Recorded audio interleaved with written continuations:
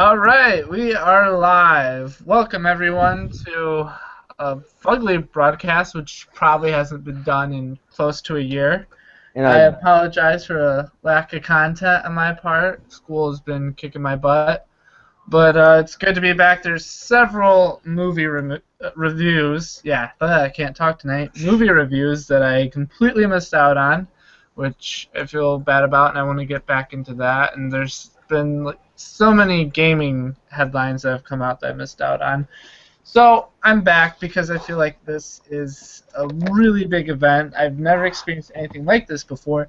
And basically, Nintendo's big E3 plans, which surprised me because I didn't think there could be anything worse than E3 2015.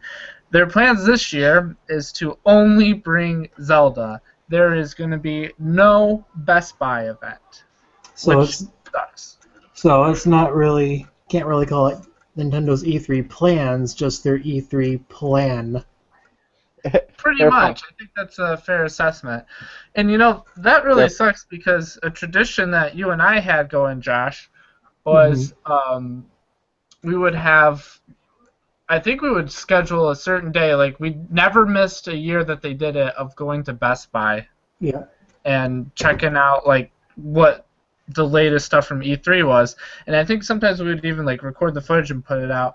But we can't do that this year because they're not even having the Best Buy event, which was Nope. probably the best thing about E3. Like, it saved them every year when they did that because it got Yeah. regular people like us to get involved with the E3 scene. We got to check out some of the latest games. I remember the year that they put out like Super Mario 3D World, Wind Waker HD, Mario Kart 8, Donkey Kong Tropical Freeze, and it was amazing. We were playing these games that wouldn't be out for several months later, which was so cool. And then now, I guess they're just doing like a Treehouse live stream of Zelda Wii U. So all this is interesting because it came in light of the news that Nintendo NX is still coming out, but it's coming out in March of 2017, and Zelda Wii U. We don't even know what the name is. Hopefully they'll say what that is at this E3 live stream. that's just the name of it. Um, It's Nintendo Wii U. They're just so yeah, unoriginal it's just now. Zelda Wii U. We're gonna call it, and it's going to be an NX launch title, which I've been saying for the longest time that it's going to come on Wii U, and it's also going to be an NX launch title, just like what Twilight Princess was. And it's looking like March 2017 for the Nintendo NX, which I don't even think that's concrete at this point. I could easily see the NX getting delayed until November I 2017. was gonna say I think I said this to you on Facebook before we actually started this, and I would really doubt it's coming out in March. I think you'll see another delay, personally. It give you some Yeah, more time to save up your money and buy a PS4 Neo or an Exactly, and Xbox Two. I don't get the point of that. Like, it's interesting that you bring up the PS4 Neo because when you bring up the Neo, and does anyone know the name of the rumor of the Xbox One upgrade that should be coming? Well, should be announced this E3. I just refer to that as the Xbox Two. The Xbox Two. Okay, that's a fair Xbox code name for it. 1.0. Yeah. This time we didn't call it but for 1.2. this sucker. Well, here's the interesting thing is, and I was completely upset with Nintendo with their plans because I feel completely betrayed with what they're doing.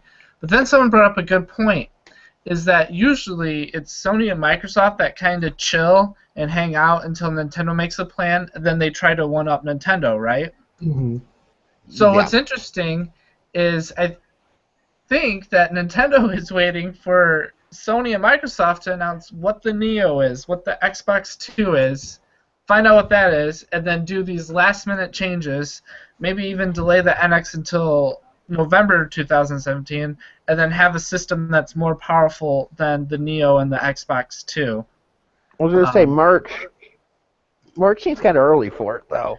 March is the strangest time, and because they're gonna want those holiday sales, and I mean, records have shown in previous years that holiday sales don't mean that much anymore. I mean, it's still pretty significant, but you could still launch a console in March and have it do okay. They launched the 3DS in March of 2011, I believe, and That sounds right. that was a failure when that launched. So, I mean, it's doing well now, obviously, but They just it launched the was, new 3DS. yeah.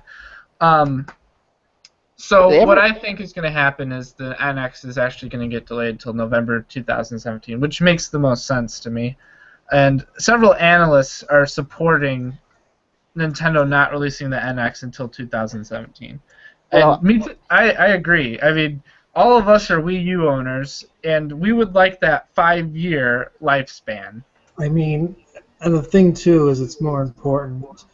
Who cares really whether it comes out in March or November? As long as they just keep releasing games for the Wii U, that's all aren't I they? care about. And it's interesting that you bring that up because they're only bringing Zelda, but Zelda isn't the only game that they have lined up for Wii U. There's a few others. I think the most notable, and I should have researched this before we went live, is there's a new Paper Mario game coming to Oh Wii U yeah. in the vein Um, of Sticker Star, which I'm not too excited about. I wish they would go back to the traditional format I of the was gonna say, more RPG style. did it become a sin for them to release Paper Mario as an RPG? When did this become a sin? Like they just Right? can't do Yeah. it anymore. It's like I have mixed feelings about Thousand Year Door, and that's apparently a controversial opinion, but whatever. But they could have taken Thousand Year Door, just improved it, and made a better game than just keep saying, no, we got to change everything. Exactly. That's what people want, and they're not doing that. Nintendo gives you what you didn't think you wanted, and sometimes it's not always the case because you still don't want it. Like an HD version of Paper Mario would be awesome. Well, not like a remake, but like a continuation in the series.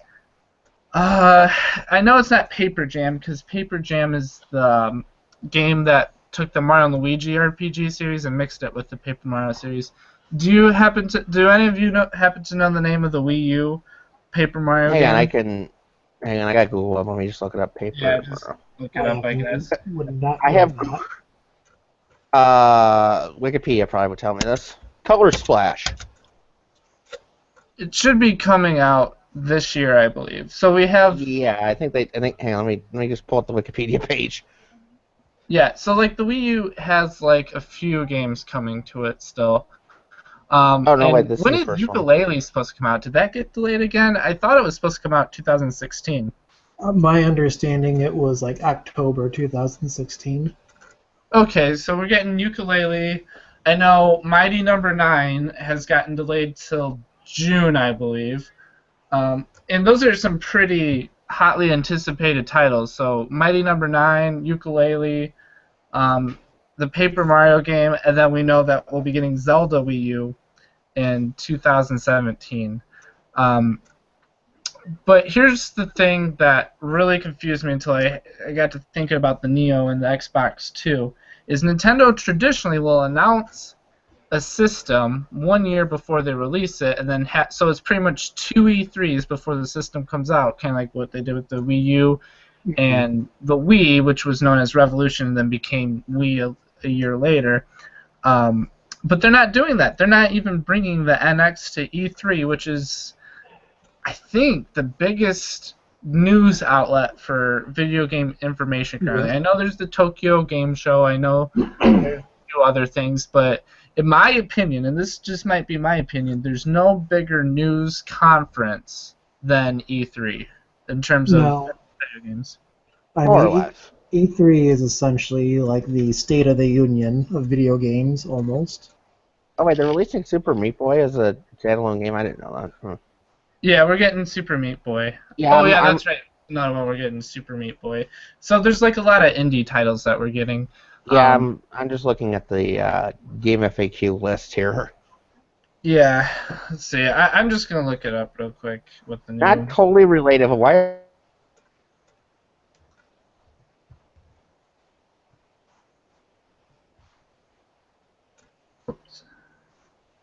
Everyone still there? Yep. Okay. It sounded like we might have lost Andrew there. Well, Interesting. Hopefully he'll be back. Oh, Color Splash. That's the name of the new Paper Mario, and that makes sense because it's going to be an HD Paper Mario game. So Color Splash. All right, they are pretty creative with their titles. Yeah. It just doesn't look that interesting because I have Sticker Star and I absolutely hate the game. I never really got into Paper Mario. I played the one on the Nintendo 64 many, many, many years ago, and that's it. I never even got far with it because I never really got that into the game. And in my opinion, that one's probably the best. Is the original Nintendo 64 one. So yeah, you would hate Sticker Star then. Oh, I think Andrew muted himself, maybe. Well, I think Oh, my bad. Okay, cool. Okay, my mic must have wiggled free. This is what I get for using a cheap headset. Yeah. For a garage sale headset. Because I'm cheap. Let me just turn this down here. I don't know if you can hear my TV or not. I get really paranoid about that. No, it wasn't coming up. Yeah. But oh yeah, so back to my point is they're not announcing or they're not even going to show off what the NX is at this E3, which is so critical. And there's like so many rumors coming out about the NX. It seems like every single week there's a brand new rumor about the NX, and a lot of these rumors are damaging Nintendo's reputation because there's nothing confirmed. And I know. people might believe these rumors. People's speculation is running wild, so we have all these people saying, with all these wildly different consoles in mind, some are saying that it's not as powerful as the PS4, others say that it's twice as powerful, Okay. Some people say it's like a cell phone, and I mean, Nintendo, the administration needs to go in, they don't have to reveal too much, just confirm some stuff, like maybe say whether or not that controller that Falco was playing in that little Star Fox anime is real or not. When I first saw the anime, I thought that was the NX controller. Honestly, like that was my very first thought when I saw that, and I wasn't the only one. So that could be the controller. But only bringing Zelda, I feel like they're missing a huge opportunity. But now I know why. It's because they want to wait and see how the world reacts to the PS4 Neo. I know it's like its nickname on the internet is PS4K. See, I don't know why Xbox 2. I don't know why they would need to do that, but whatever. Well, the reason is, because Sony has pretty much said right now, and I'm sure this will change. I'm absolutely sure this will change at some point. Sony is saying there isn't going to be a PS5, that they're not doing a PS5, and instead, and I think Microsoft might be trying to follow along the lines of this too, is making consoles like PCs where you just upgrade the hardware with maybe like an update in graphics, but it's the same system essentially. And so basically consoles are trying to be these watered down PCs, which I don't agree with, but that's the way the industry is going right now. Sorry, finish your thought. Sorry, I keep attempting to cut you So off. what I think Nintendo's trying to do is seeing what these new upgrades are going to be, and they're going to try to compete against Neo and Xbox 2, which is smart because we're probably going to get 2 to 3 years out of the Neo and 2 to 3 years out of the Xbox 2. Yeah, I'm expecting NX to be probably the last normal console as we understand them. The rest are going to be these upgradable, basically living room PCs, but that can't play PC games. That's why honestly, I know you disagree with me, but I agree with the Sony execs, and I don't think there's going to be a PS5 or an Xbox 3. And I think Nintendo is going to stop making hardware after the NX, because consoles are slowly going out of favor. I mean, the casual people now have their smartphones, and the hardcore people have their gaming rigs. So they are just expensive and pointless, even to watch Netflix. We have smart TVs now. Yeah, and it could Or what I've been honestly using go that way. And it all depends on how well the NX sells and how well these upgrades will do.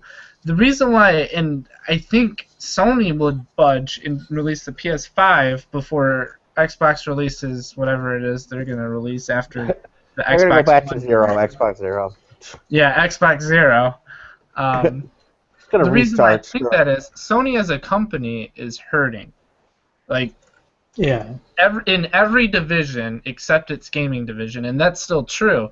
I don't think its movie division has done much better in recent years. I know its music Well, division is suffering. Like, it's suffering in all these different.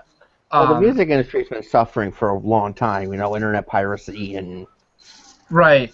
streaming So Sony and as a company overall is still hurting, and the only thing that's keeping them afloat is their gaming division.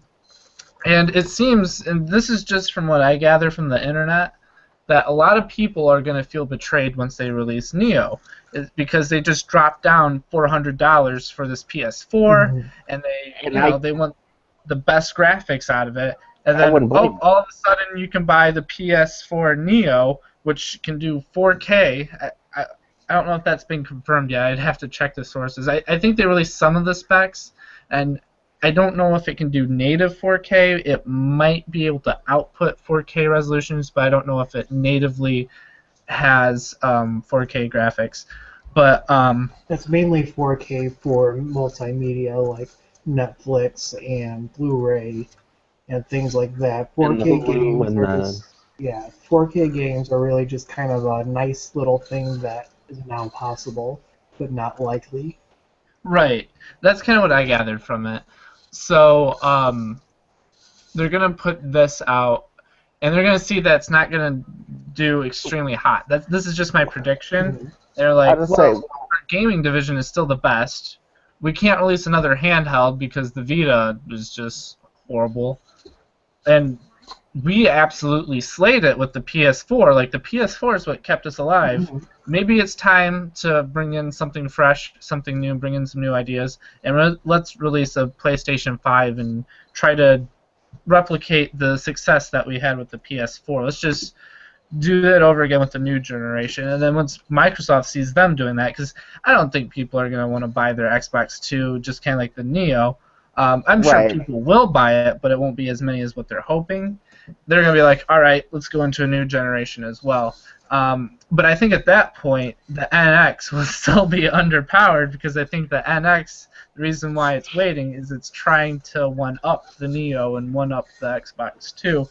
But I don't know, maybe by that time Nintendo will be like, all right, let's release another console as well. So we'll see. I'm wondering, and this is what Michael Pachter, I think it was Michael Pachter who said this, that the Wii U has a 5-year lifespan. The PS4, and this includes the Neo in that generation, will have a 10-year lifespan, as well as the Xbox One and its upgrade will have a 10-year. So basically, the NX is going to compete against these upgraded models, and then the next generation is a whole nother 5 years off. So this might be an extremely long generation. Well, yeah, that's what I'm expecting, because I like Rich Review Tech USA had a really good theory as to why last generation went so absurdly long. And his theory was, and I think Mundane Map reiterated this, they said that the stock market crashed in 2008 when the economy tanked, no money was scarce, people were willing to spend their money on luxury items like consoles, so they saved their money, and as a result, the three game hardware manufacturers could not push out new hardware, so they had to delay it to basically wait for demand to come back up again as the economy recovered. And as we can see now, the economy is far better than it was in 2008, but it's still, people are really hurting, and I think still pretty unwilling to invest into a new console right away. Yeah, but my issue with the Vita or the upgradable consoles is that's just going to split their market share in half. Mm-hmm. Especially if they Yeah, start that's what I'm releasing games thinking. that are exclusive to the 4K system. That's why I have like I was going to get a 3DS. Like, yes, Fugly's viewers, believe it or not, I do not own a 3DS. I only have like a really old 3DS. So. The last Nintendo handheld that I had was the original Game Boy Advance. Not even an SP? Nope. But I was thinking of finally making the plunge and investing in a 3DS. Then Nintendo came out with this new 3DS, and I believe that it does have games that are exclusive to it. That's why very well there's just no point, because I know Nintendo is probably going to release something again later on, or I just financially cannot keep up with all these new releases, so I was going to say, I'm not even going to bother. I know Zelda Hyrule Warriors, I think the 3DS port runs better on that. Yeah, on the new 3DS. And then they had some exclusives, like Xenoblade Chronicles, the handheld port was exclusive to the new Nintendo 3DS. And there's like a couple other things, and it's basically the best way to play Smash because you could just take your amiibos, just tap them right on the screen, and you don't have to buy the extra adapter. I mean, the extra adapter will work with the old 3DS, so it's still possible, but with the new Nintendo 3DS, you don't need that, and it has an extra C-stick, so it's like the best way to play the handheld version of Smash, but I mean, the best way to play Smash is on the Wii U, of course. I was going to say, with the old I think most people would agree with me on that. But if you want to play Smash on the go, it's nice to have the handheld version, and they both have their own exclusive content. Now, it's interesting that Josh brought up, like, he doesn't want to keep buying these new models, and, you know, do you remember way back, like, this must have been 3 to 4 years ago, before the name NX was confirmed, there was a rumor called Nintendo Fusion or Fusion DS. Do you remember? I think I showed it to you guys. Yeah, I remember. I think, yeah. And I think that was the first rumor that it's going to be a console handheld hybrid. And just everything that Nintendo is doing sounds like that rumor is accurate, because you would think by now, because like the 3DS, the first iteration, which I own, because I have a launch day 3DS actually, so talk about old models, I have a launch day 3DS. I think mine might be the same as your, well, no, I don't know. I got mine to Christmas that year, so. You might be an ambassador like me. I don't know. I don't think I ever did any of that, but. It's been 5 years since we've had a new handheld generation, right? Which is crazy.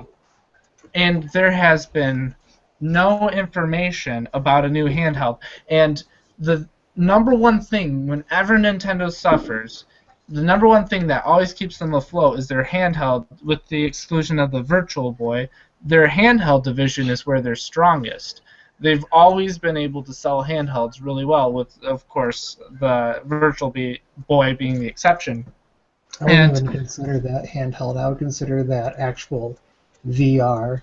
And I know people are going to laugh, but that's VR. I remember there was a picture in old Nintendo Power of some kid who brought that camping. 90s VR. That's pretty much what the Virtual Boy is. It's still Virtual Boy is what I meant. Which I guess there's an emulator on Google Cardboard for old Virtual Boy games that you can check out. You can emulate anything nowadays. Yeah, they emulate anything now. They already have a Wii U emulator in the works. But the question is, why would Nintendo kill off its own cash cow? I mean, the number one thing that keeps them afloat, their life preserver, is their handheld division, and there's no new information about that coming out.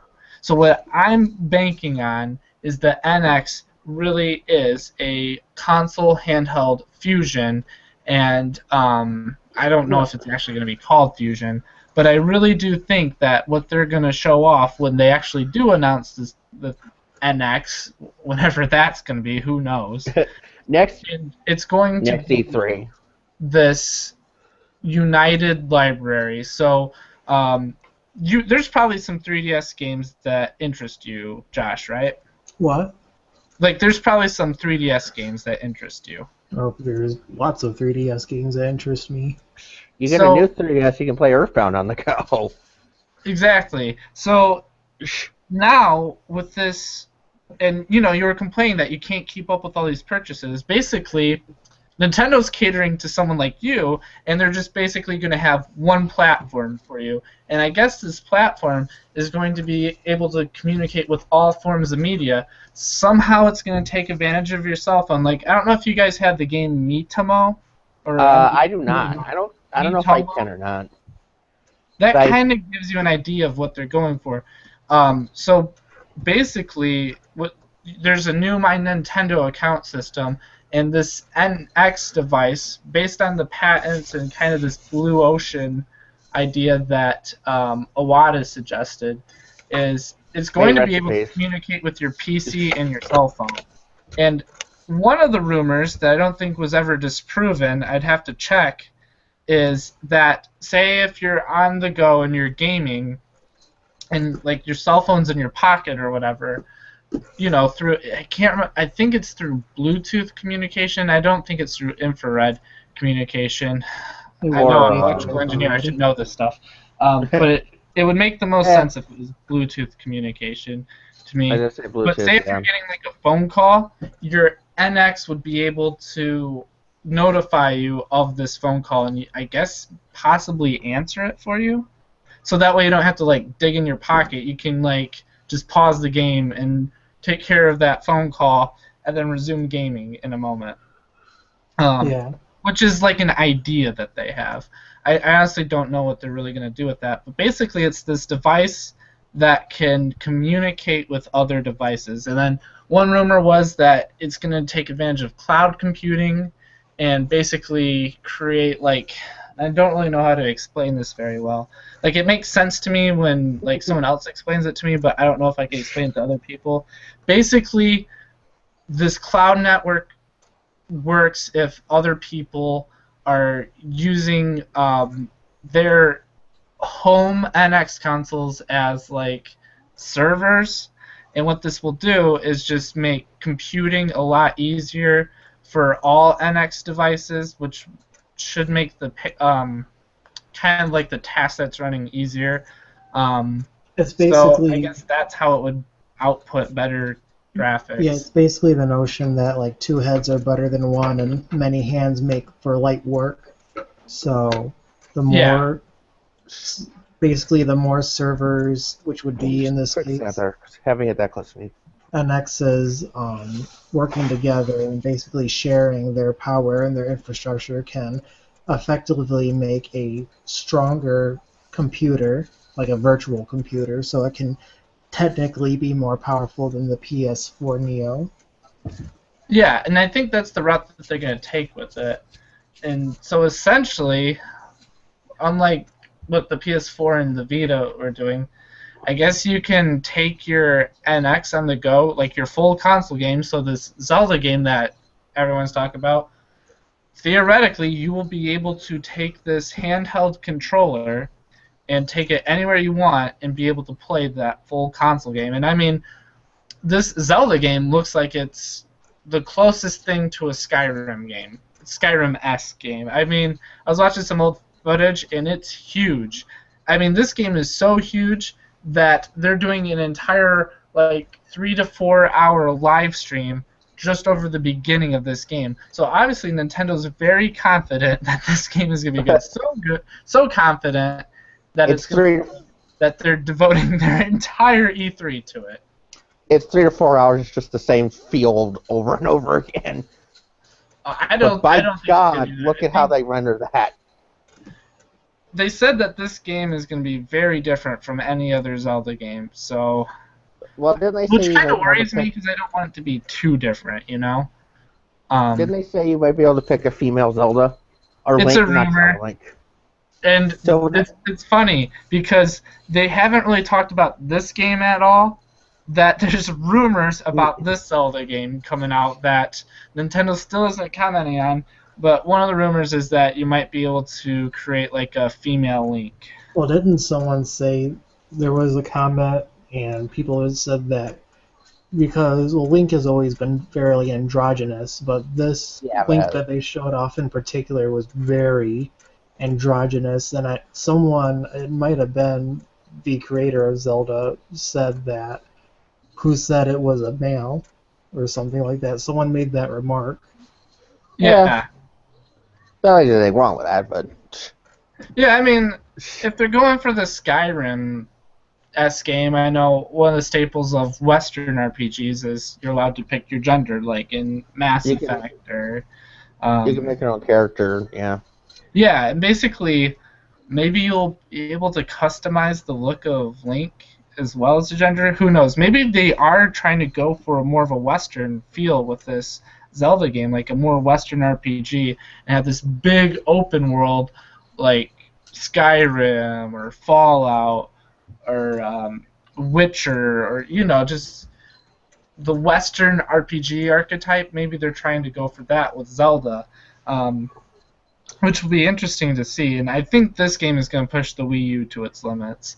And then it's definitely going to have to take advantage of that extra NX hardware, whatever that's going to be. But Right. I honestly am really excited for this game. I think just on what they have shown so far, it's looking to be really good. I mean, so good that they're giving a full 4 hours of their Right. E3 time to it. I just feel bad for all the Nintendo fans who aren't big Zelda fans. Well, I guess that's like Say a it's small minority, but Yeah, that's actually a good point because not every Nintendo fan is a Zelda fan. I mean, I think all three of us pretty much appreciate Zelda. I think that's a pretty fair statement Yeah. to make. but like even Yeah. and your fans are gonna lynch me after hearing this. I never really got into Zelda, and like I played Sure. the most I did was play a little bit of Ocarina of Time and even a smaller bit of Twilight Princess. And Well, those were two good ones to get into. Ocarina of Time is probably my favorite. but still, nevertheless, I have not gotten into them. I do not have that attachment or fanfare with Zelda, and looking at these plans more objectively, having them show off just one game, that's telling me, as maybe even a stockholder or a potential buyer, that They don't.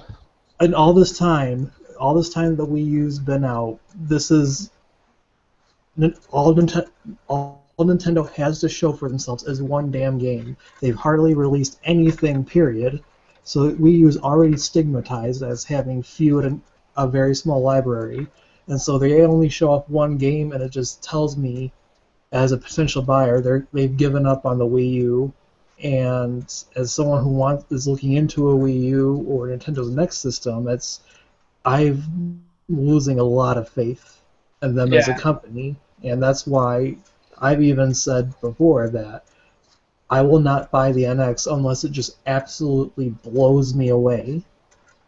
See, I That's feel kind of like where I'm at too, actually. And like, I grew up like a really hardcore Nintendo fan.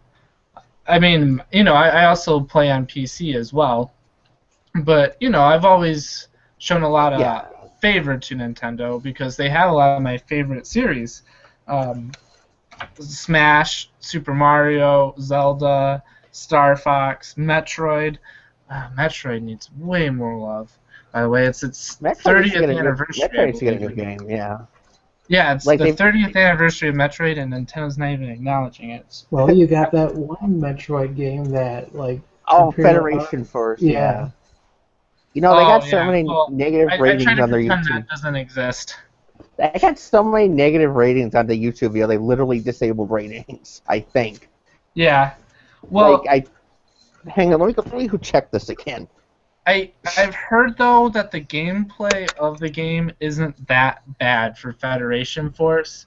That Like on other- its own, it's not a bad game. But when we've been starved for a hardcore Metroid game for the last 6 years, and the only thing you show us is Federation Force, of course people are gonna hate it. Of course we're gonna feel betrayed because we want like a hardcore, like retro studio Another Prime, yeah. Metroid game.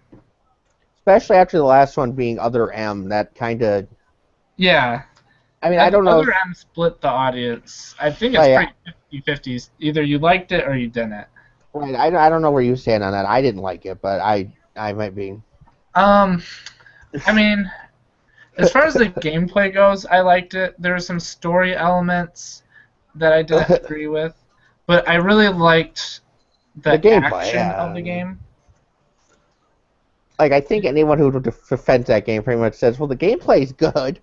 Yeah, that's pretty much like what made it for me is I really liked how it was played like an old NES controller. Like just something about that, I Right. really enjoyed that. Because they could have easily went like the nunchuck route or whatever, but they made the decision to play it like an NES game, so it's more like a 2.5D game, and it just felt like classic Metroid to me because, I got started with Prime, but I also play the classic Metroid games. So, as someone that enjoyed the classic Metroid style and just is a fan of classic, Metroid, Castlevania style games, like it felt like Castlevania, that's it was a another one that game needs for a... me. I know, guy who made Metroid had a Kickstarter, or not, Castlevania had a Kickstarter going to make a... Oh like yeah, a that's another game coming to Wii U soon. Is Ritual of the Night, or I think it's called Bloodstain Ritual of the Night. Well, I mean, I know he can't call it Castlevania, and I know they were saying that the game he wanted to make they weren't interested in. Yeah. So it shows you where they're going now. They don't even want to consider a... Speaking of controls, has anyone here played the new Star Fox game? I just need to play it. I heard people despise it. Well, it's mixed. People either love it or they despise it. Yeah, I still need to pick it up. I bought it because I also bought the command or whatever it is. Where, Oh, yeah. Oh, Guard. yeah, that because the guy, I was like, I don't know what Guard is. The guy at GameStop said, oh yeah, you watch a bunch of monitors. I said, so it's like Five Nights at Freddy's. It's Five Nights at Fox's. Great. So there's gonna be stupid jump scares. Yeah, and robots are attacking you, just kind of like Five Nights at Freddy's. I've never actually played Five Nights at Freddy's. I don't feel like I'm missing anything. It's like Five Nights at Freddy's. I know we're kind of getting off tangent. It's okay, but you play it for the lore. You don't really play it for the gameplay, if that makes any sense. Oh, so it's like Undertale then. Yeah. Yeah, exactly. You play it more for the lore. You play it more for the story than the... I mean, the gameplay, and I don't know if you ever played Undertale. I don't... I need to. Yeah, I have it. I think I still have it on Drive. I can send it to you later, but... I want to cut that out in post-production. Any viewers that heard that, we don't do illegal activity at all, ever. Might want to cut that in post. Yeah, we don't do illegal stuff here. Just talk over me. Just have yourself saying "ah" or something. Yeah. Pirating from indie people. I mean, that's like stealing from a church. People have done that. It's the bad thing. That movie, First Sunday, that's all that movie's about. Yeah. But anyway, back on topic. Yeah.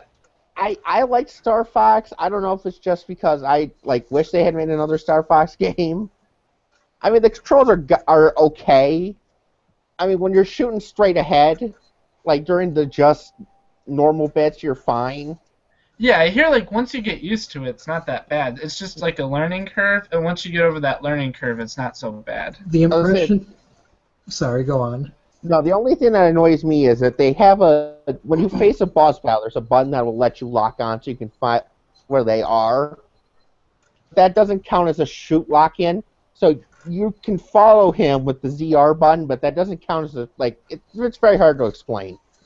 But that doesn't count as a lock-in where you can shoot them there. Oh, I kind of get. You still have to aim with the gamepad. Yeah, no, you still got to aim for it. It's just ZR will show you where that is, so you can be direct where you are to him. But that doesn't count as a lock-on. It doesn't lock you onto him, so you can shoot him from that angle. Oh. So that's kind of annoying, especially during boss fights. Yeah. Thanks, Super Mario.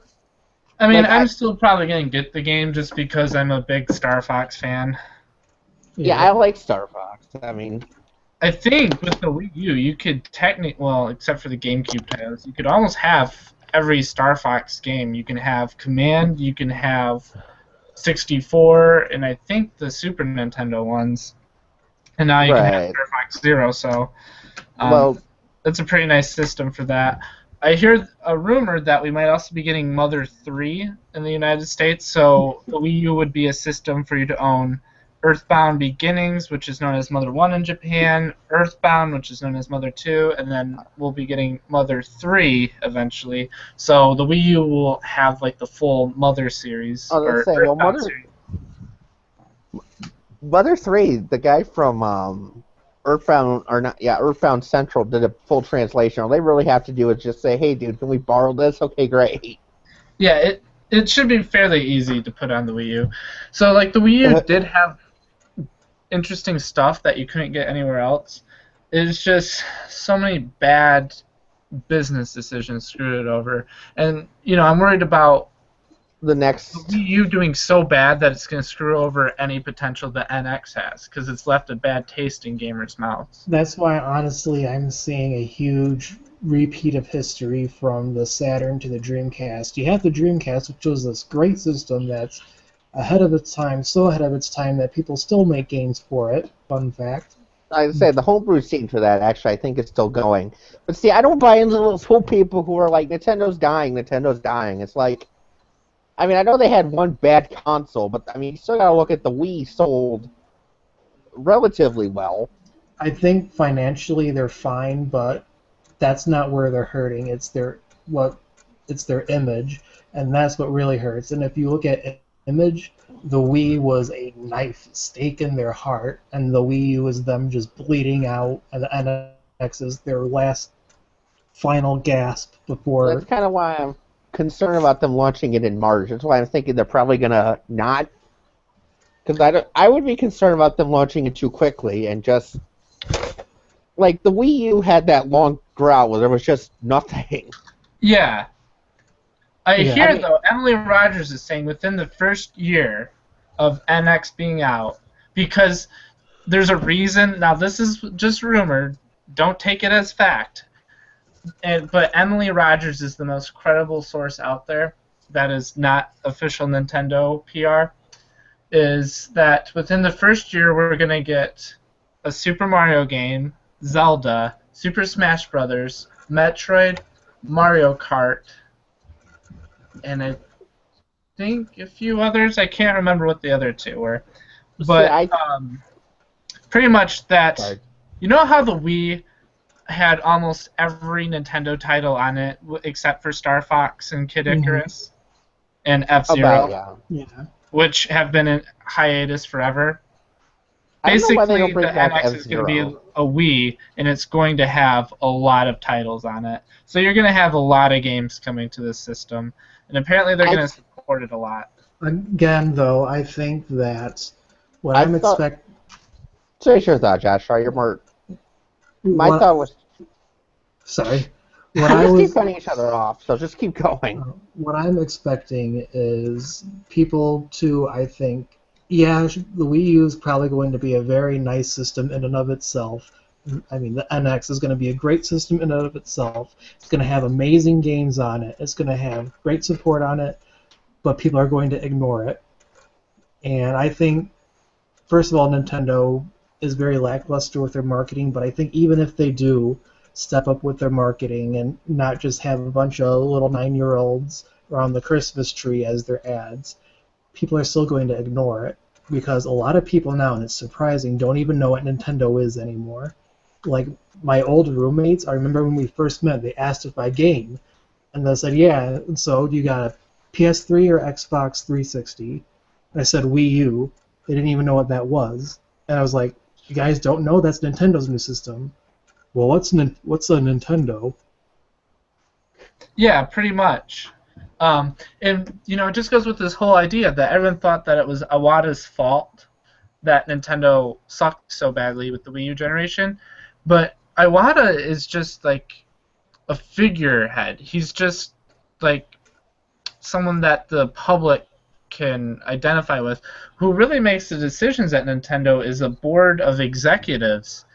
And they're still there. You can remove Iwata and replace him with Kimishima.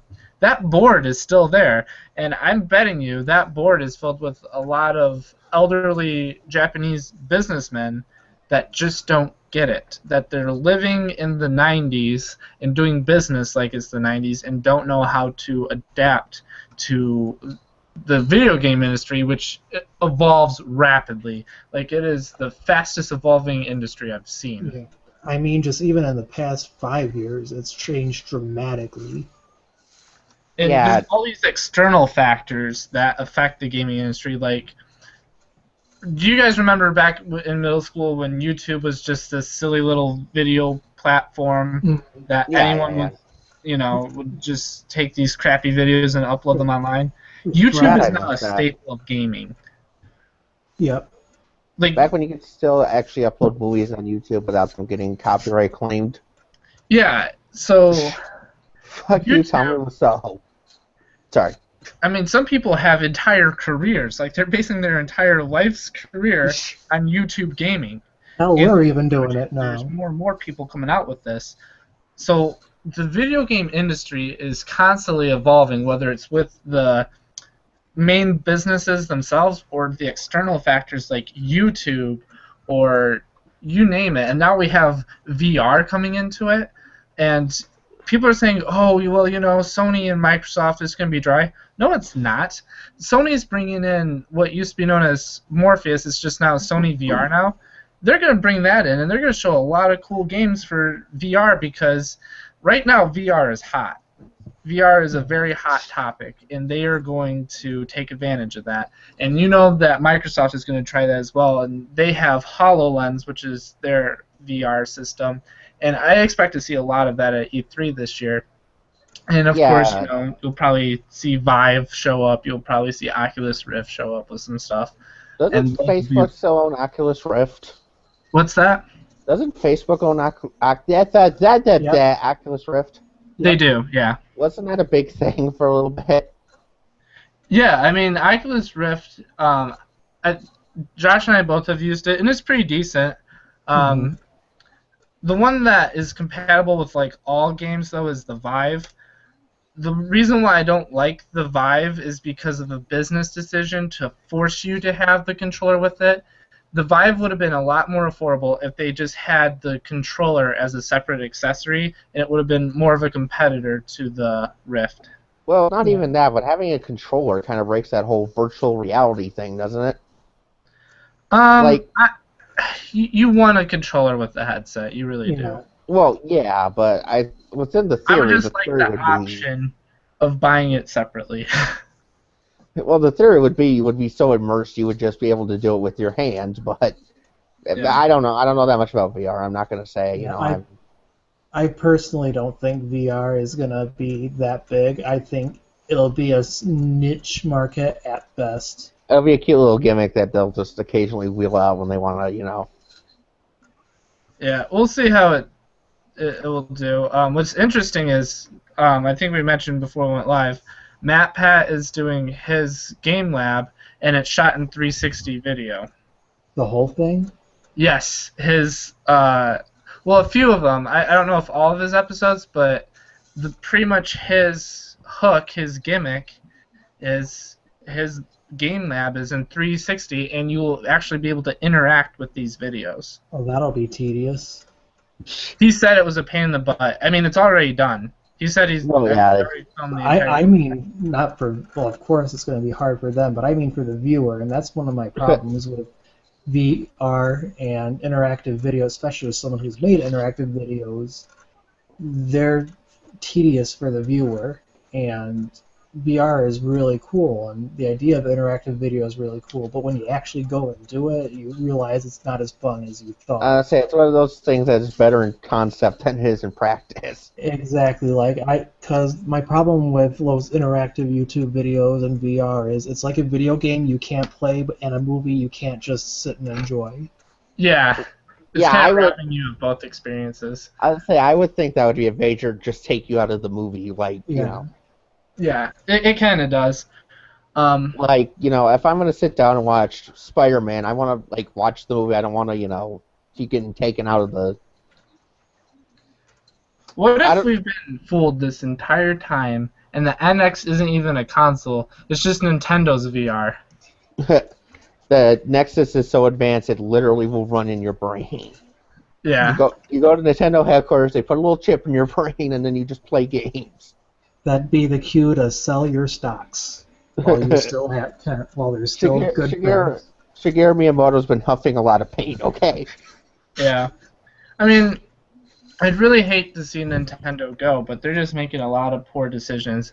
And I think the decision not to say anything about the NX, where these rumors can run rampant, is going to hurt them. See, I would be more concerned about them not making comments about it, that they're more concerned that they just don't have...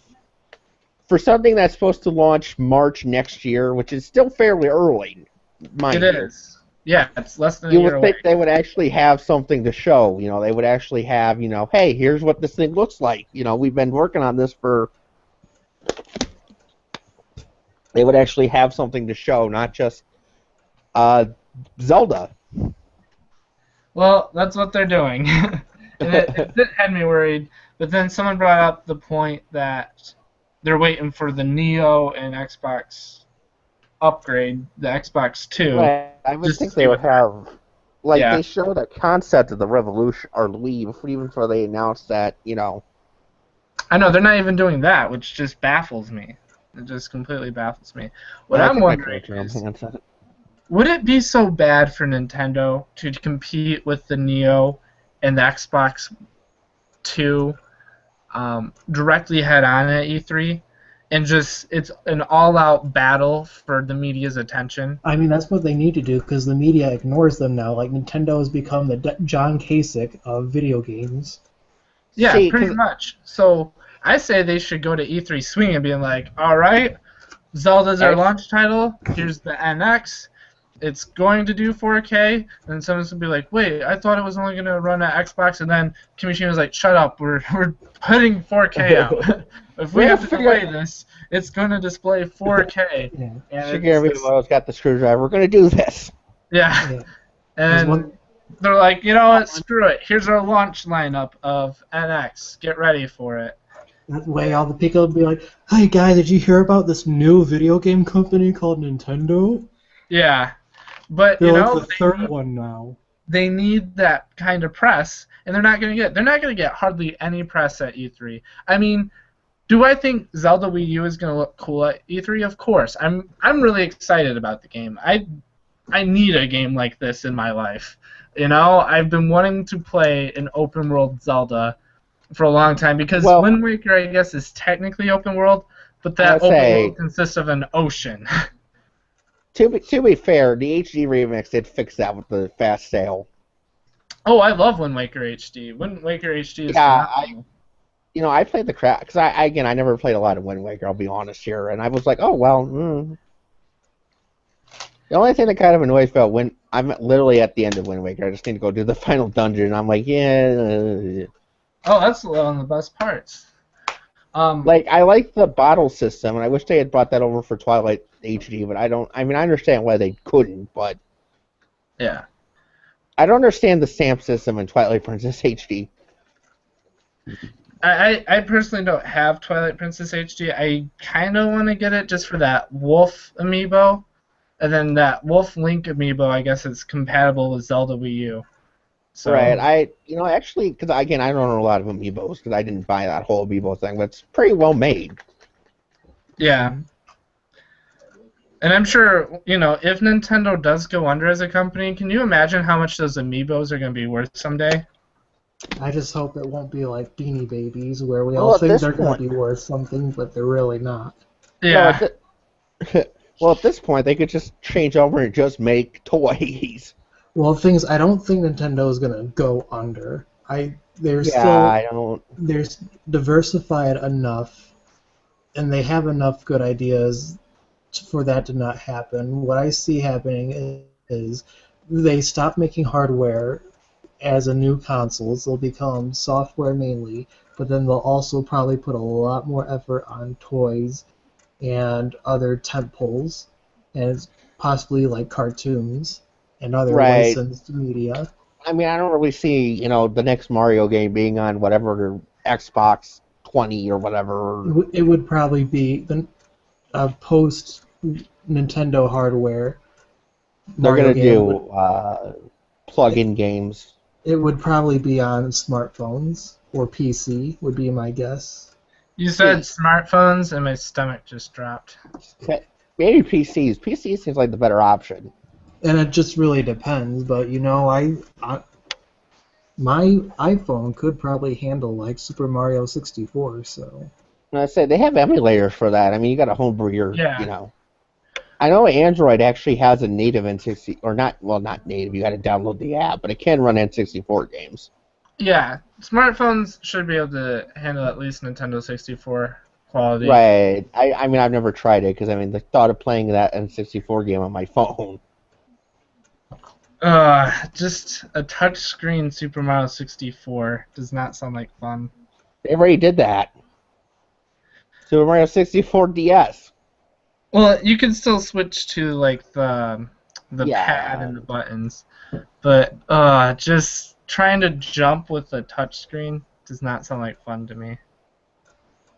I know I'm in the like major minority that, and I do play some smartphone games. As I said, I have Miitomo, but stuff like that I can get into. Like Animal Crossing would do well on a smartphone. I thought I heard someone they were doing that, but I mean I don't know. I might have. Yeah. I mean I think like an Animal Crossing would do well, or maybe not a Fire Emblem, because that just seems kind of. Well, they are doing Fire Emblem on smartphones. They announced that a Fire Emblem application, I don't know if it's going to be a game, but an application will come to smartphones. And I think what this is, and it's smart of Nintendo doing this, I think they're getting their toes wet with the mobile market to basically test the waters so that they have a plan B if their hardware manufacturing goes through, so that they won't end up like Sega where they'll just have to completely restructure.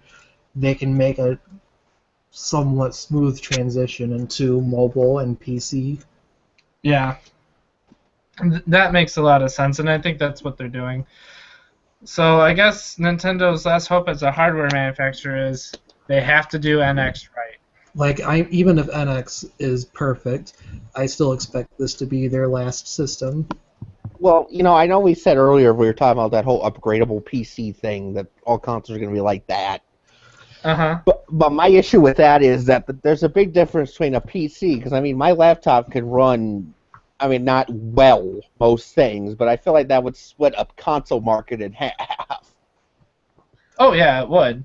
I mean, if consoles are going the ways of PCs, I mean, I have a Dominator Pro.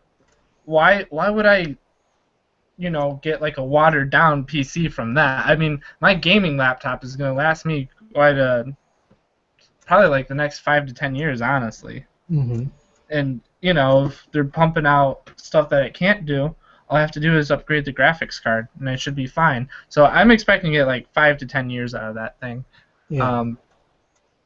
And, like a few years back, I was really looking at the PS4 and the Xbox One, because a lot of people are going to get angry at me, but I don't own those consoles.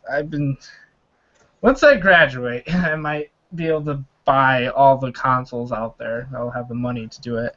But, as a broke college student, I can only afford one console as of right now, and I made the idiotic decision to buy a gaming laptop too. So, but, it had a lot of cool exclusives that I wanted. But, I'm looking at what I want now from the PS4, which would be Final Fantasy VII Remake. Well, that's coming to PC as well, so I'm taken care of. Final Fantasy 15, I may be wrong in this, but I think it's also coming to Xbox One and possibly PC. And Kingdom Hearts 3, which is also going to be multi-platform. So, why do I need to buy consoles? Mm-hmm. That's kind of where I'm at. Whereas, like Nintendo, I've always had a reason to buy a Nintendo system because I know their games aren't going to go multi-platform. Yeah. Like, the only place to play Star Fox Zero is the Wii U. Mm-hmm. The only place to play Super Mario 3D World is the Wii U. So, in, Smash Brothers, even though it was on the 3DS had exclusive content and the Wii U had exclusive content. So, like a sucker, I bought both of them. And I bought all the DLC on both platforms. Nintendo made like a killing off of me. And I'm sure I'm not the only one that did that. Mhm. Um, but which will be nice when the NX comes out. That way I don't have to do that. That way when I play Smash, I'll just be able to play Smash on one platform. Let's just hope that is what they do. We still don't know that yet. Yeah, we still don't know. Like, can anyone say anything at all about what the NX is? No. Mhm. And you would think, like, almost everyone was betting on NX would be shown off at this year's E3. Everyone was betting that. Well, In fact, Awada said it last year- himself. Huh? Awada said himself last E3 that it would be shown off this E3. Yeah, he said it would be shown off in 2016. And I guess technically it still could be shown off in 2016. But what? They're going to show it at the Tokyo Game Show? Okay. The Tokyo Game Show isn't as big as E3. Yeah. It's like, why? Why are you doing that? I mean, Nintendo has already kind of gutted their E3 presence by not having an actual presentation. They just have like that, basically a glorified Nintendo Direct. Like, a big thing that hurt them too is like not sending Reggie out on the stage and having an actual presence there, because yeah, they're dedicated fans like you will get on their computers and watch it, but the press that's getting paid to watch all these is going to focus more of their attention to Nintendo's competitors, because they're the ones that are actually there at E3. The other thing is just a secondary thing that they'll go to once they finish their stories on Sony and Microsoft. Exactly. They've completely killed their E3 presence, which is awful. Because years back, you and I used to get really hyped about E3. Mm-hmm. We were all aboard the E3 hype train. And now the only thing to get hyped about as far as Nintendo goes is Zelda Wii U, which in itself is something I'm very hyped about, but that's it. Like, Yeah. I want to get hyped about the NX. Like, I can't even make... This is awful for my channel. I can't make a Nintendo E3 prediction video, and historically, those are some of my most watched videos, is my Nintendo E3 predictions. Well, at least if you do make one, at least you'll probably be pretty accurate. I will be 100% right. It will just be like a 20-second video saying, all right, Nintendo E3 2016 prediction, Zelda Wii U gets shown. Oh, I was right. Wow, I had a very good record this year, you know. So. But what Nintendo needed to do was they needed to have a stage presence. They needed to show off the 3DS games and the Wii U games that were coming out. Then be like, all right, we're done with that. Let's go into NX and explain what the NX is, show it off, and get the media ready and hyped about it. Yeah, because when they showed off the Wii U originally, they did a bad job of explaining what it is.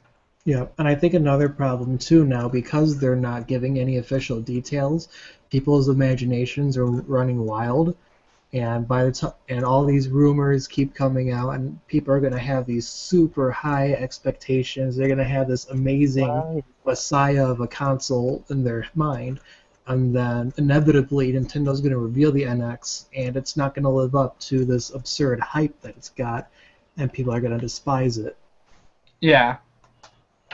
Nintendo is literally slaying themselves right now, and I hate watching it. Like, I wish I could just say, "What are you doing?" to the execs, but they haven't been listening for the last 10 years. Why would they listen now? See, I don't really mind so much they don't actually have an E3 presence, because a lot of their E3s have kind of sucked. You know, it's interesting that you say that, because a lot of YouTube commenters are saying that too. They're like, well, at least we won't be disappointed with the Federation Force. I'm like, you know, that's a good point, because they're only going to show one thing. See, I have a feeling they're probably going to leak out some more trailers, at least. Maybe not of NX things, but maybe like some 3DS and maybe a couple Wii U trailers. Yeah, like Color Splash. But that's probably not going to be like... They're not going to just show that off during the actual conference. I use quotation marks on that, because again, they're only showing a game.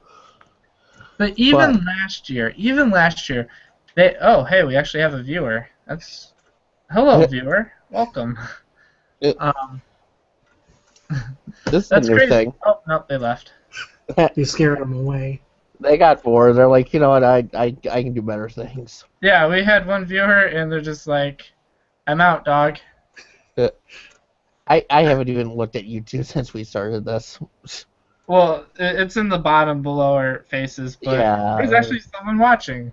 So, I mean, people watch this later. Like some of our old discussions are like in the 40s or 50s of views. It's crazy to me. But last year, Nintendo had the World Championships brought back. They had a Best Buy event. They had like almost like I can't remember how many hours of stream, but they were constantly streaming Treehouse footage, and it was an awesome time. Even though the general direct sucked itself, but the rest of the E3 presence was awesome, especially the World Championships. Mm-hmm.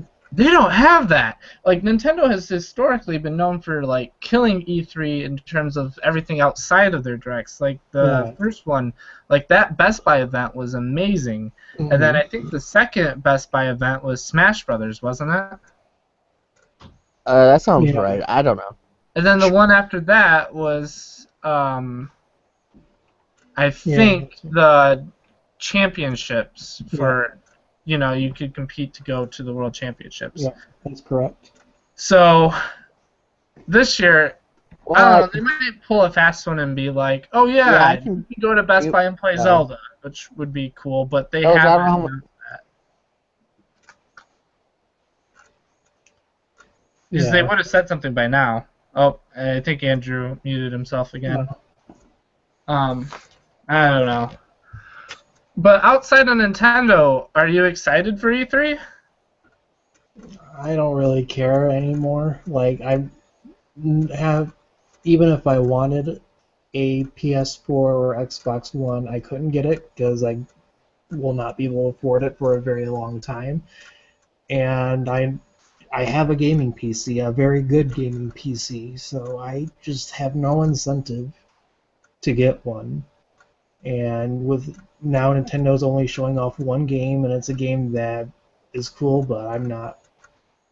It sounds interesting, but it's Zelda, and I've never got into Zelda, so it's not particularly interesting to me. I really don't care about this E3. There's just nothing interesting for me. What about, I mean, like, the third-party games that you can get on your gaming PC? Even then, like I'm always very late to the party. I'm always a late adopter to everything. Like I Oh, I am downloaded. too. I mean, I got into Portal like 10 years after, or more like 6 or 7 years after like the whole craze is already gone. So, Yeah. No, I know what you mean. And that's when I get most of my games is when the most popular games are like $5 on Steam. You know? exactly. I'm very guilty of that, but, being a PC gamer has saved me so much money. Yeah, I mean it's just more convenient. It's better, and too, like all I have to do is get Steam Link, or even easier, just run an HDMI from my computer into my TV, and get an Xbox 360 controller, and I effectively have a console experience. Yeah, that's what I do, and I love it. Personally, I love it. Mhm. I really wish that I could actually find a cheap Xbox. Not totally related. Because what game? Rocket League, I think it was. Game on PC too, Andrew, correct? Yeah.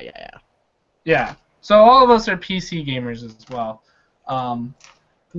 So I know, Josh. I mean, it's fun to watch the trailers and see what's new and just see what people are innovating with the industry. I think that's kind of a fun part. Maybe because there's games where I'm gonna be like, yeah, I'm not gonna buy that day one. But it's always nice for me to see like who's innovating, and it's kind of fun to follow that idea. So I look forward to stuff like that. Is there anything you're looking forward to, Andrew? Probably just Zelda. I mean, I can't really think of anything else. I mean, we're probably gonna see Mass Effect Andromeda if you guys are into Mass Effect. I never played any of the Mass Effect games. Let's see. Resident Evil 7 has been announced. We're probably going to see Resident Evil 7 there. That way they can break my heart even more by killing off the series. So they can just keep I know the You new can just Call of keep running Duty is it. getting a bunch of controversy, so. Yeah. Oh, yeah, Andrew, it was you that brought up Castlevania earlier, and that's why I'm so glad that Koji Igarashi, I think that's how you say his name, Yeah, I don't know that. left and is making an indie game. Because could you imagine Konami continuing with their business decisions, trying to make Castlevania? I mean, you want to know what Konami's latest Castlevania project is? It's like a pachinko machine. Yep. They've been doing that a Japanese lot. I guess I can say one thing that I'm excited for. Whether or not it's going to be shown at E3 is very doubtful, but is this auteur movement that's been brewing within the gaming industry with stuff like that Castlevania spiritual successor, the Mighty Number 9 ukulele, and several others. I think that's going to be a big turning point within the industry that I am very much looking forward to. Well, I know a lot of game developers are going indie because Yeah, God dang I'm a it. big fan of the movement. Like all these artists pretty much standing up to the corporate executives and saying, "Hey, we're gonna make it our way, and the fans are gonna support us over you." I Like, love that. I and love it. Didn't son of a gun, who made freaking Metal Gear? Kojima. That would be Yeah, Hideo Kojima. yeah, that's Didn't right. Kojima go independent too? Yep. Yeah, he can't call himself Fox Studios anymore. I don't know what the name of his new studio is. Because I think Fox Studios officially belongs to Konami. Yeah, I think Kojima's career has just begun. Like So I think he's going to become gaming's Alfred Hitchcock. he's probably going to keep going. I mean, I don't think they're going to. I mean, I know he can't make a Metal Gear game because Konami owns the. I'm going to be very No, surprised he can if. never touch Metal Gear again, unfortunately. And I have a feeling Konami's probably going to keep that going. Oh with yeah, just a you're bunch gonna of see Metal hacks. Gear in casinos. They're going to make a lame rip-off Metal Gear game and just be like, yeah. There's gonna be a Metal Gear pachinko machine. Isn't there already one of those? Let me hang on. I don't. Honestly, if there is, I would not be surprised. No, I mean that's the direction they want to head now. They're basically leaving video games. I know they were going to do a lot of mobile too, but I mean that one I can't really blame them on because a lot of that is going. Yeah. And it kills me because I loved Metal Gear. I loved Castlevania. I loved Contra. You know, Konami had a lot of series that I really enjoyed. And they're absolutely just slaying it. Like, on the DS, not the 3DS, but the Nintendo DS, there was some wonderful Castlevania games. Even the Game Boy Advance had some. Like, there's Dawn of Sorrow, Portrait of Ruin, and Order of Ecclesia. I love those games. And we don't get anything like that. And Igarashi was the producer on those. He was the one that made those happen. I mean, he made arguably the best Castlevania game, Symphony of the Night, and people can debate about that all day, but I think the general opinion is that's the best Castlevania game. I am so glad that he has not given up that style, because the reason why, oh, yep, Andrew posted a link. Yeah, there I really just is linked a it. Metal Gear Yeah. Solid pachinko machine. I didn't want to interrupt you. I was just trying to wait for you to finish where I jumped in and No, said. no, that's fine. Honestly, I'm not surprised though. Like, I am not surprised at all. There's a pachinko machine in Metal Gear Solid. Why they couldn't get Kojima to make it. I don't know. How do you feel about that, Josh? Seeing a Metal Gear Solid pachinko machine. I don't I like how the Google results are literally like, hey, yeah, Castlevania pachinko machine. Oh, hey, look, that's literally the top result on Google.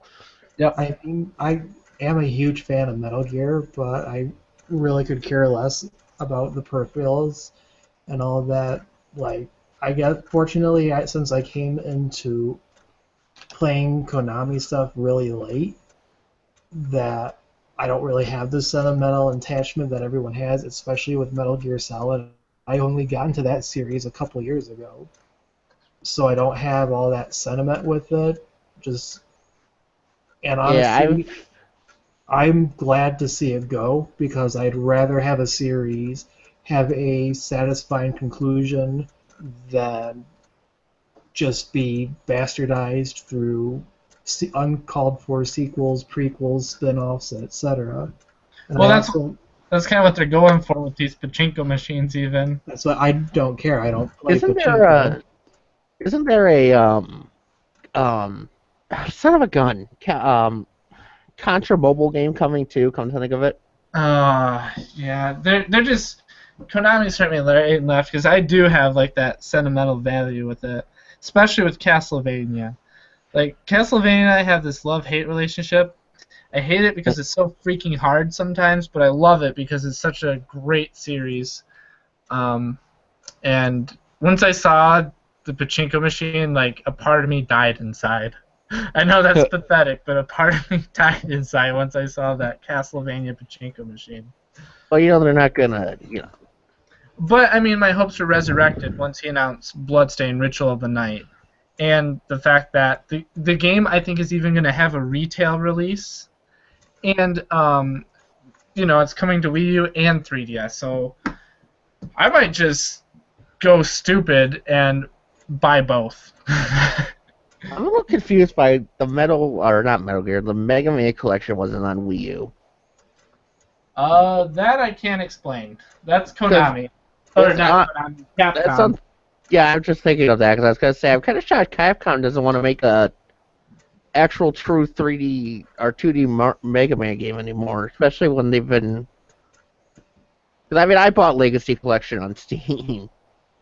Yeah, well, that's why Mighty Number 9's coming out. But Capcom is going the way of Konami. Like, the only thing that they've been doing well is Monster Hunter, but Street Fighter V, people hated it. Right, I heard there was a lot of issues with that, especially at launch. Yeah, like Street Fighter V was just a huge, colossal disappointment. Resident Evil has been slowly killing me from the inside ever since Resident Evil 5. Resident Evil 4 was their peak, and then ever since they've just been plummeting. I mean, Revelation is okay, but then once they put it on console, people were like, oh, this was meant to be a handheld. And then Resident Evil Revelations 2 is just disastrous. They're doing absolutely nothing unique with Mega Man. So, luckily, we are getting Mighty Number 9. The only thing they're doing correct is Monster Hunter.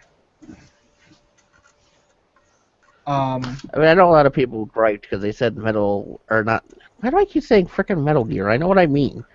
Mega Man, whatever, wasn't. The Legacy Collection? Yeah, it was a bad port or whatever, which I don't know how exactly mess up porting NES games. Yeah, it's on 3DS, but I'm probably gonna hold off on that because I have a GameCube one. Do you guys remember when they used to have the GameCube collections? Like you can get all Mega Man 1 through 8, and then you can buy the X collection, which would have Mega Man X 1 through 6. Yeah, that was one of the first GameCube games I actually got. I mean, I bought it for Steam just because I felt like I did download the ROMs to them. I felt like I should probably support them. For those folks and the one viewer that came in and left, he does do illegal stuff, but then he feels bad and does the right thing and actually buys the game. I do feel guilty. I pirate music, but then I buy CDs. I bought Weezer's new album even after I downloaded it. He's not that evil of a criminal. Well, I want to support them because I feel like that maybe they'll keep making good albums. Fingers crossed. When is E3? I should probably look that up. It's usually the second week of June. I think this will be the first year that I am not having a big E3 celebration. Yeah. Usually I have friends over and we'll watch a little bit of it, but it does not look to be that case. Let's see, E3. There's just nothing really to celebrate. Well, I mean, we could just watch the Zelda footage they're going to show for 6 hours. But even then... It looks like it's going to be June 14th through the 16th. Yeah, like honestly... Just going to be a loop of the same, 5-minute footage. Yeah, like it's something I'd watch for a few minutes and then get bored of it. Going to keep looping the same 10-second footage. You guys get it, right? Yeah, I see, it's going to be big, it's great, there's graphics, and there's the link, and you can do these things, and now I don't care anymore. I'm going to go on with my day because I'll And that's another thing too. Just me personally, I don't care for Let's Plays, and I don't really understand the appeal of them. So I have no reason to really watch people play a video game that, if I do pick up, then I can experience it. Yeah. See, Now, a lot of people are going to disagree with that, but I think it should be noted that he also doesn't like to watch sports either. Yeah. Same logic. He's not going to be playing it. Why would he watch other people play it? So, I know a lot of I streamers. didn't really get into that until I found Markiplier, and then I watched his Mario Maker stuff. And I'm like, okay, that's pretty good. I mean, the only thing I would watch or walk through is when I get stuck in a level, and that's it. Yeah, like Yeah, I do that too. the long play guy whose name Cubix55, I think it is now. I watch Chuga Conroy, I think is how you say it. Yeah, He has some pretty good stuff. he's up there with like PewDiePie, which is weird because you think PewDiePie and then with those gimmicks of face cam and Yeah. I mean, he doesn't really do that, but No, I was talking with my friend Terry. He's excited for E3. I mean, he actually has a Wii U now, and I've been meaning to add him. But which is surprising because Terry typically isn't a Nintendo fan, and now he has a Wii U, which surprises me. For those of you who don't know who Terry is, he's Otacon from Metal Gear Solid. Speaking of Metal Gear Solid, so yeah, he and I usually get pretty hyped for E3, but I guess Battlefield 1 is like the big thing coming out. And have you guys followed the controversy with Call of Duty Infinite Warfare? Nope. the only thing I know about that is I know that they're selling a remastered of whatever Modern Warfare or whatever on Yeah, there. that's the only reason people want to buy it, because the only way to get that remaster is if you buy Infinite Warfare. But on their YouTube page, their dislike ratio is like Federation Force. It's just crazy. Yeah. It's down. And Battlefield 1 is slaying it, and Activision is like freaking out about it. So if you're not familiar with Battlefield 1, it was just announced recently, and See, I'm I gonna guess be- it's going to take place in World War One. Well, That's okay, that's actually really cool. I've always wanted a World War I game. that's kind of a new angle on that, really. Yeah, and it Like- looks really good. Whereas Infinite Warfare is this futuristic shooter, and everyone's hating on it, and they just want to buy Modern Warfare Remastered alone. Whereas Mhm. Battlefield is just like, let's make a game about World War One and just call it Battlefield 1. Fine. And Yeah, I the don't internet think- is loving it. I was gonna say I'm gonna be very shocked if they actually go through with that whole making it only be purchasable through the deluxe edition. They're not gonna just say, you know what, no. Because they're gonna sell it separately if you wait like 2 months. Exactly. So Infinite Warfare, I honestly see Call of Duty kind of fading out soon. Yeah. I think we're in that process of where it's going to fade out pretty soon here. Battlefield 1 looks really cool. You'll be able to fly some of the historic planes, like get in a plane and be able to fly it. I can be You'll the be able to Red use some of the Baron. weapons from World War One, and it looks really cool. That is really. Do you know if it's going to be multi-plat or an exclusive? I mean, it would sound like an Xbox One exclusive, but I think it's multi-plat. I was gonna say it might I'd be be. very surprised if it was. So what you mean by Xbox One exclusive? It'll eventually become a multi-plat. Yeah, Yeah, so- exactly. So if it is an Xbox One exclusive, don't count it to be exclusive for long. That's what I was about ready to say. Was that it's probably gonna come to PC then too. Good. I'll happily play it on my PC. Exactly. And it'll be the better version, too. Yep. Like, what was that game that, when the Xbox One was coming out, everyone was so excited about? Oh, it was Rise. Yeah. Oh, I was thinking of something else. Yeah, and the game, I mean, it was critically panned because they had microtransactions, and it was just Yeah. pretty boring. But Yeah. then they put it on PC, and you can play Rise in 4K on a PC. Mhm. Oh, and that was one of the reasons that people wanted to buy an Xbox One was for that game. It makes me laugh. Ugh. But Aren't they yeah, porting one of the remake of Gears of War onto PC? Yep. yes. Yeah. That was one of those big things with like that Windows 10 thing, or Oh Windows yeah, becoming more PC oriented that caused like a controversy. yeah. I don't know why they would do that. I mean, it seemed like it'd just be more profitable than just to team up with Steam. At this point, I mean, Yeah. it is interesting because even if you have people like Microsoft now trying to compete with Steam and Origin and that, you can still get all those programs on one system, i.e. your PC. You don't have to go out and buy another thing of hardware, which is another thing that makes PCs all the more convenient compared to consoles. Honestly, I think you raise a good point on why consoles will might fail. straight Is think about it. away, Microsoft stuff is already going to PC. Gears of War, Halo, and yes, Halo has been on PC. Like Halo 2, they've done remakes for PC. right? Because this is So some of Microsoft's top franchises are already coming to PC, and oh, it's only a matter of time before we get like Ratchet and Clank on PC, Hmm. before we get Infamous on PC, before this is gonna tick off a lot of people. God of War on PC. Yeah. Could you imagine the day that we get God of War on PC? 'Cause, I mean, didn't Sony even say they wanted to focus more on like the cloud gaming and all of that?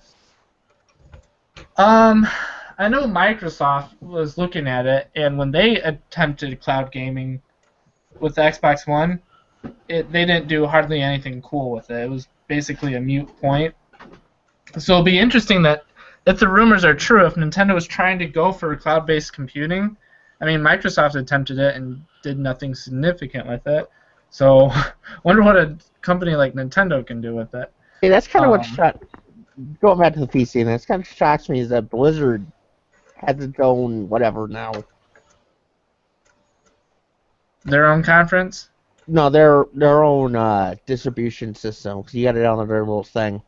Um, yeah, I know Blizzard's been ticking off a lot of people too. I don't know. This industry is the strangest industry out there. It really is. The video game industry is this unpredictable beast. Honestly, it's in a huge time of change, and really, now this is really fascinating. I should probably do a video on this sometime, but it's actually paralleling the movie industry, like the old school one, or I should rather say the history of cinema, pretty closely. I mean, the age in video games now is a lot like how Hollywood and cinema was in the 20s, and shortly after sound was introduced. Well, I'd say it's more in the 30s, where things are really no. I'll just probably have to sit down and write something about it. But you're seeing these huge changes that are happening really rapidly as technology advances and lifestyles change too. So I'm expecting. I don't even remember where I was going with this, so I'll stop. Well, you were making the parallel between the film's early days and kind of where it's at related to the gaming industry, and just kind of how it's going through this huge change. And we don't really know what that change is, but I think we've gotten a preview is gaming is pretty mainstream. Like Yes. in the 80s, it used to just be like something kids would do, but now you have all age groups, all genders. It doesn't matter where you're from. Most people game nowadays if they have the means to do so. Now I remember where I was going with this. So what I was going to say, it's a lot like how film was, and now I got the decade in the early 20s and the late 10s, where before cinema was this thing for techies and geeks and rich nerds. It became in the 20s. It became a mainstream thing. People would now take their families and go to the theaters downtown and watch features and that. And that's how gaming is now. And also another thing I'm expecting, this is a little off topic, but with all these social justice warrior controversies, Anita Sarkeesian, what happened in cinema, you had what was called the Christian League of Decency was not okay with all the risque female forms, sex, drugs, and rock and roll in the movies at the time. And that's paralleling quite closely to the sexism, racism, homophobia, transphobia, etc., perceived or actual in gaming. And I think, and what happened in cinema, we got what's called a production code, which was movies ended up censoring themselves to where you could only say certain things, you couldn't show certain things, like you couldn't show blood, you had to always portray the police as good, you couldn't show corrupt cops. And I think with this, we're going to have a gaming code on the horizon soon. That's probably going to be more strict than the ESRB to cater to the social justice warriors and that. So that is one thing to be excited for. You just broke my heart a little bit. But also another thing I do see is it depends how this auteur movement, and I think people like Hideo Kojima are going to really usher this in, is result in more power for game directors in general, and a shift from video game companies from consoles onto PCs. Because right now it's the publishers that determine everything, just as back in the day it were studios that did everything. But now it's directors and production companies, and I think that's what's going to inevitably happen with gaming too. That I would actually be excited for, that game directors get more power. Like it might not be long before game directors are known like movie directors are now. Like we could probably have an Oscars for gaming at some point, I'm honestly surprised there isn't one yet. Well, the VGAs are a good candidate for that. Right, but the viewer audience is so niche right now, right? Yeah. Pretty soon, I think, within the next couple of decades, gaming is going to be the new cinema. Yeah. Where you're going to have your new stars be that. I mean, we're seeing like Kiefer Sutherland come in and play iconic characters. I know her last name is Paige. I can't think of her name. She was in Juno. Oh, I know who you're talking about. I don't know her name. Ellen Page? Yeah. Ellen Page, yeah. She was in a game recently where it was like all about her. Yeah.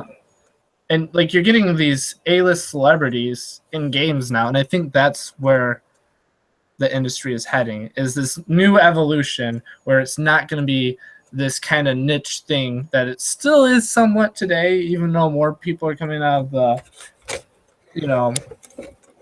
coming out about being gamers.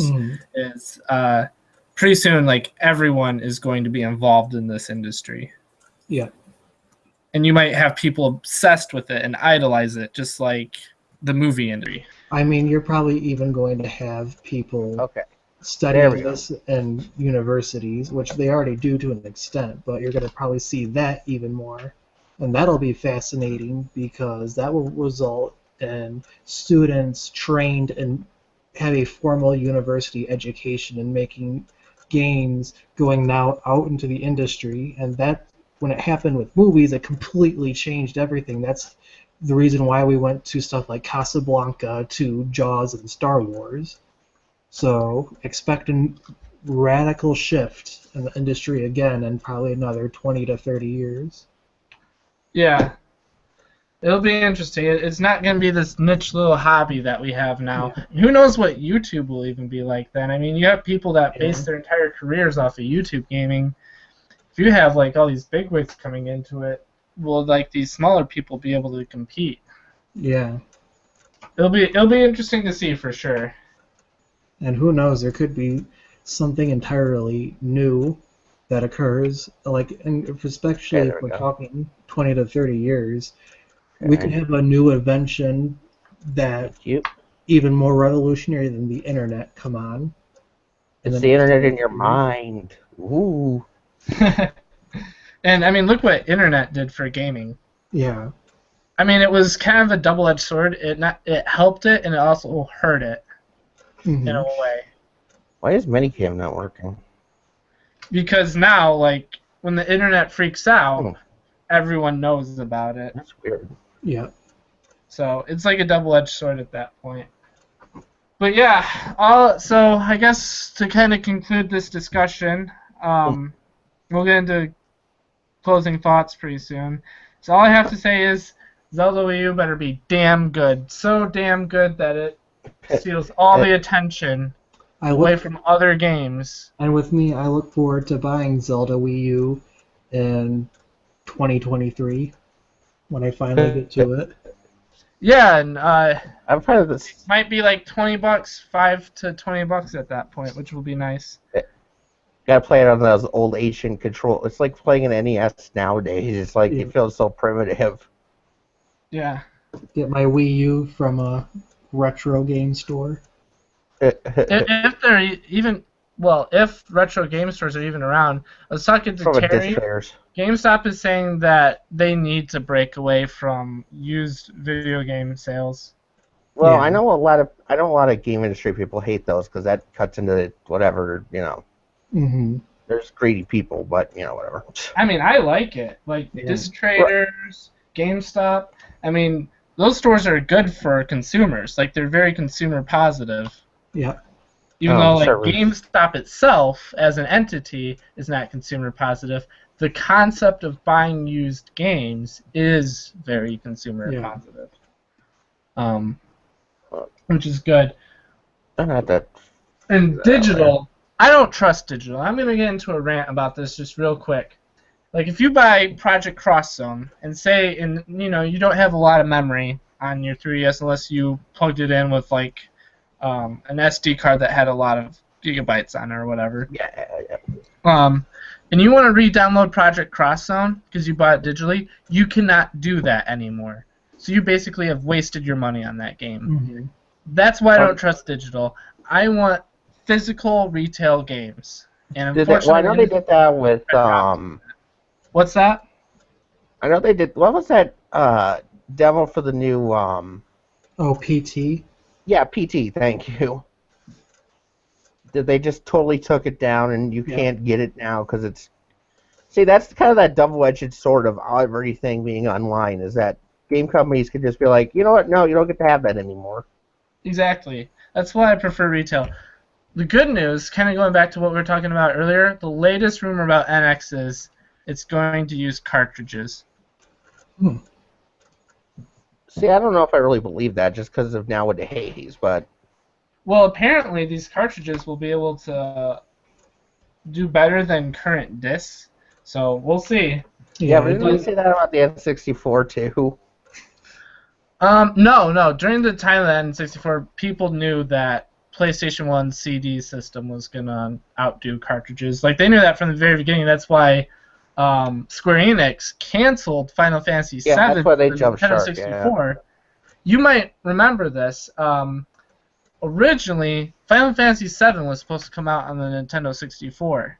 Yeah. Then they heard that Sony was going to use a disc-based system that could hold more memory, so they just put it on PlayStation 1 because a disc could hold more memory. Well, the thing is, nowadays, I believe cards and cartridges actually hold more memory than Blu-ray discs. And of course, Blu-ray discs, I think, are one of the largest format discs, and those are specifically licensed to Sony. But like even, working in filmmaking, we're dealing with massive amounts of data.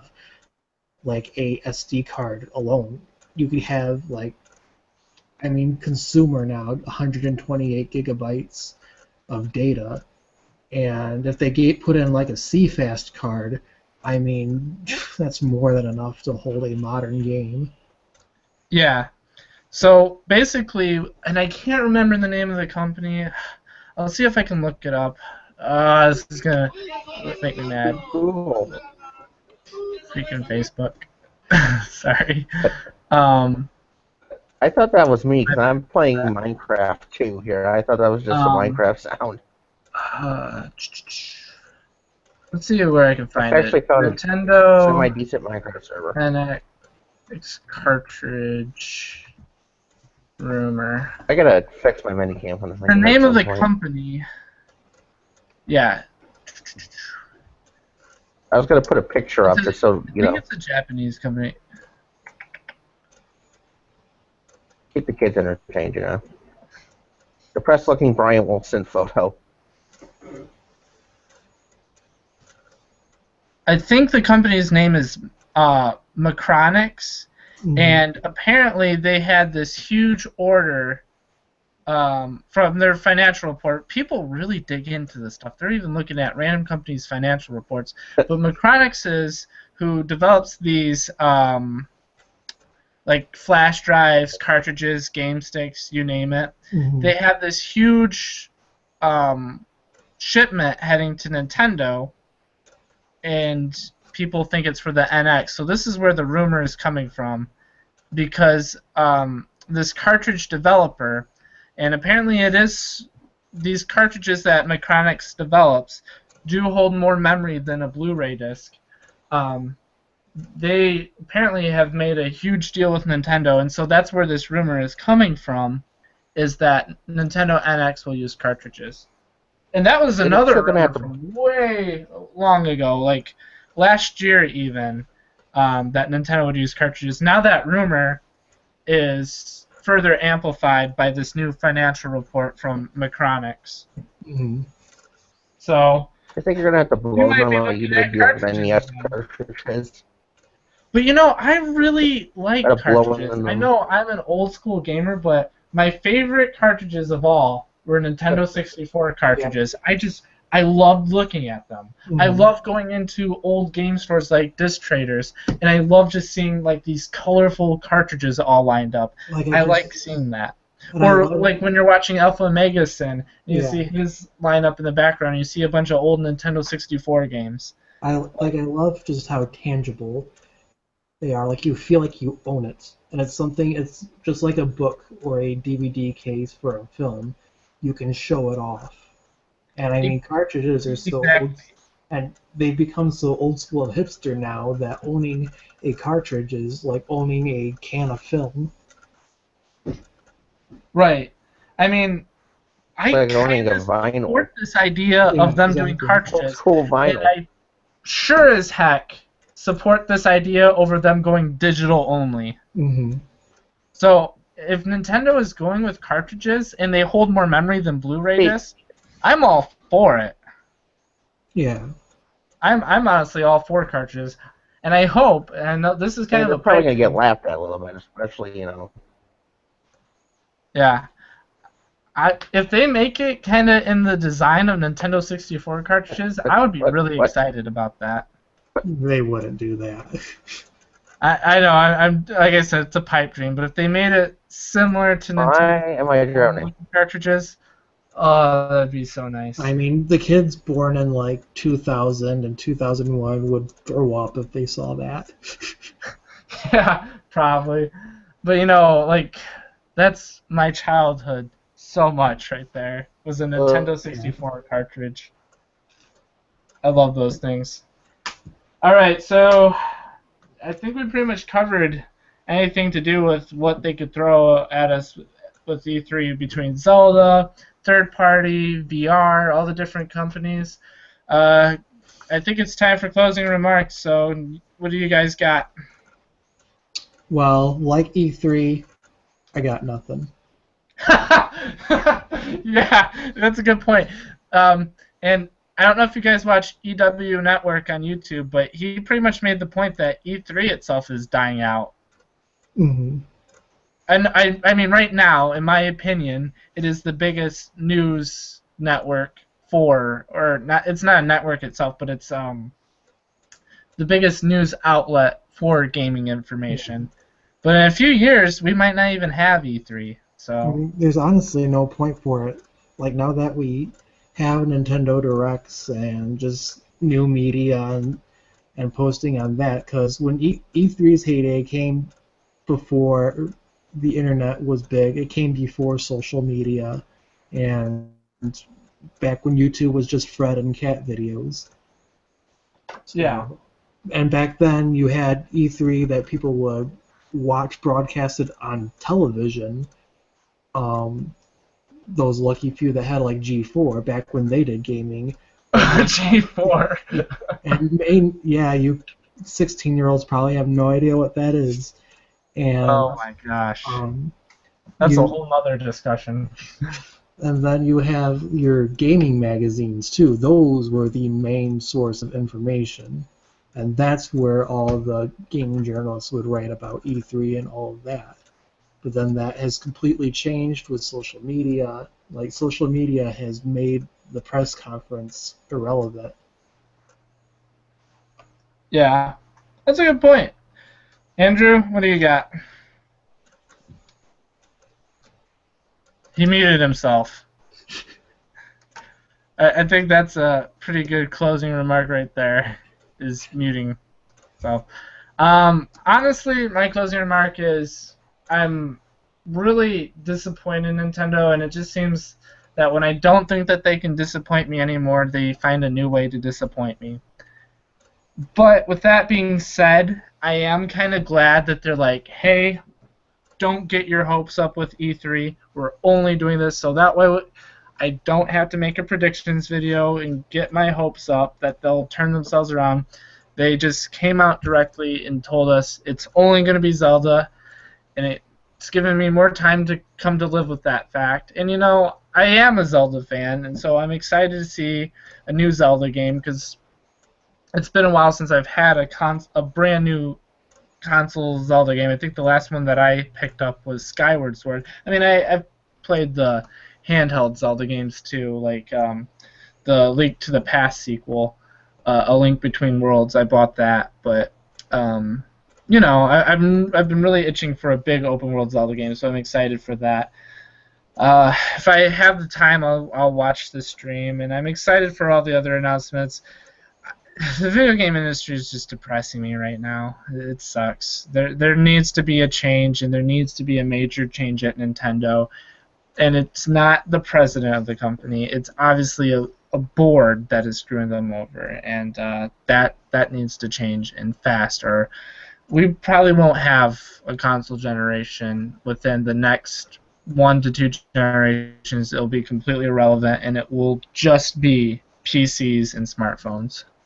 So, which is, in my opinion, a bad thing, and people may disagree with this, but as capitalism shows, and you know, that's a whole another can of worms I just opened, is the more competition, the better. And so, honestly, just having 3 consoles isn't even enough because they pull out a lot of bullshit that I don't agree with, and because there's only 3 of them, they get away with it. I feel if there was more people in the console race and there was just more variety and more competition, you wouldn't have a lot of these bullshit decisions that these companies are making today. Like microtransactions would not be a thing. Let's bring back the Dreamcast and the 3DO. Yeah, I mean, honestly, I would be happy to see Sega come back as a console maker. And apparently Atari is still around, so they can make something. Could you imagine if, like, Atari becomes the monopoly in the future? They just make a sudden comeback. They use up all that money that they reserved from suing people. Yeah. And there it is. The Atari 97 billion, and it's just this killer game console. But yeah, that's my closing thoughts. Is there needs to be a change, and it needs to be soon. So that being said, thank you very much to Andrew and Josh for joining me tonight, and I apologize for not having a video out in almost a year. I hope to change that soon, but I'll see you guys at E3, and I'll be sure to share my thoughts. So thank you again, guys, and hope everyone has a good night. You too. And All right. good night. Night.